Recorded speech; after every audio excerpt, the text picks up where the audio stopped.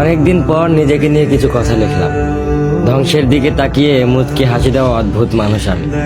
হয়তো আমি পাগল, হয়তো অনুভূতির ভিতরে কোনো এক গভীর অতল দুঃখ বাসা বেঁধেছে। তবুও নিজেকে জোর করে হাসাতে শিখে গেছি। যেদিন ভেতরটা একবারে ভেঙে গিয়েছিল, সেদিনও বাইরে থেকে এক চিলতে হাসি মুখে নিয়ে সবার সামনে দাঁড়িয়েছিলাম। কষ্টগুলোকে আমি বন্ধু বানিয়েছি, একাকিত্বকে আপন করে নিয়েছি। মানুষ ভাবে আমি হয়তো সুখী, শক্ত, নির্লিপ্ত, কিন্তু তারা জানে না প্রতি রাত আমার এক একটা লড়াই। নিজেকে নিজেই বুঝিয়ে রাখি তুই ভালো আছিস, অথচ আমি জানি আমি ভালো নেই।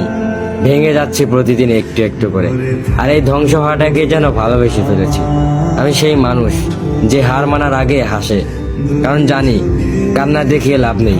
পৃথিবী শুধু শক্তদের মনে রাখে, দুর্বলদের নয়। তাই আমি অদ্ভুত, আমি অনুভূতির আগুনে পুড়ে যাওয়া নীরব যোদ্ধা।